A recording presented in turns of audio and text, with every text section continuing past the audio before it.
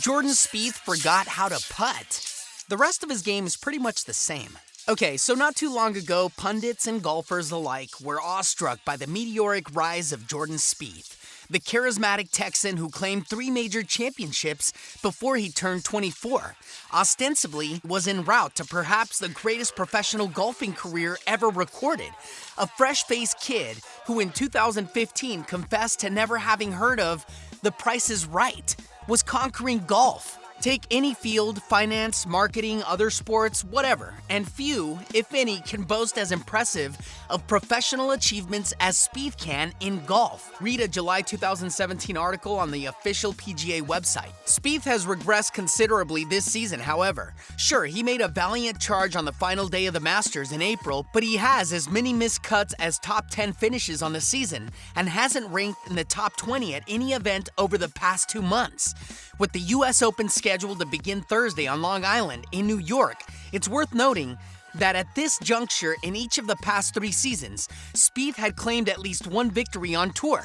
This season, he's finished no higher than 3rd at any of the 15 events in which he's played.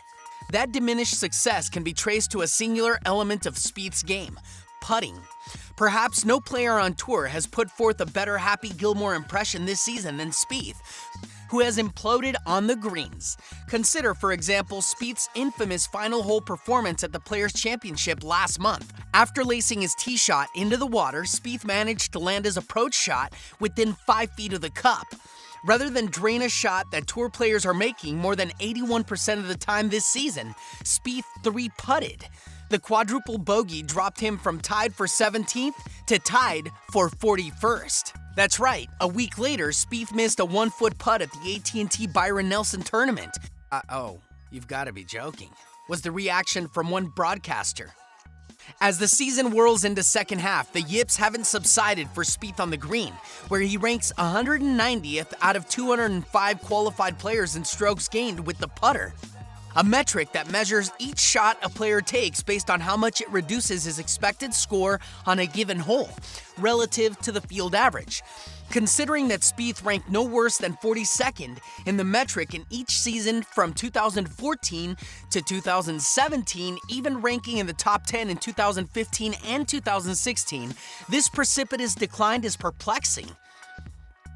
Spieth doesn't discriminate either. He misses putts of all lengths. He ranks outside the top 140 in putts inside of 5 feet, putts from 5 to 10 feet, putts from 10 to 15 feet, putts from 15 to 20 feet, and putts from 20 to 25 feet. On putts exceeding 25 feet, Spieth ranks a cool 91st.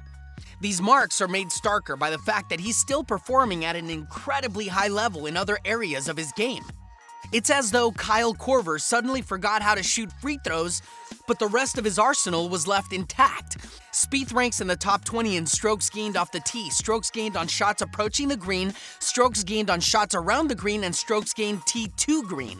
In other words, up until his caddy Michael Greller pulls his Scotty Cameron Circle T009 from the bag, Spieth is generally where he has been in recent years, ahead of the field.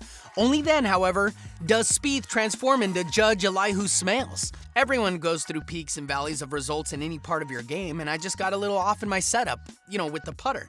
Spieth said this week, "I'm really starting to bring it back now. It feels good." Top golfers often get put into 2 categories: those who win with the putter and those who win despite the putter. But a closer look at the numbers reveals that it's not unusual for putting performance among top golfers to be inconsistent year to year. Take Phil Mickelson. He ranked between 40th and 70th on the PGA Tour in strokes gained putting from 2005 to 2008, fell to between 130th and 145th for the next 3 seasons, and then stormed back ranking 11th in 2012 and tied for 5th in 2013. This season, Mickelson ranks 2nd, behind only Jason Day, so it's possible Spieth could get it back quickly.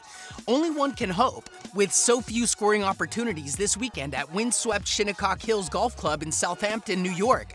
There are only 2 par 5s and numerous unreasonably long holes on the 7,445-yard course, which boasts undulating, relentless greens. Putting will no doubt be crucial. Since the turn of the century, no major has a higher average score to par than the U.S. Open.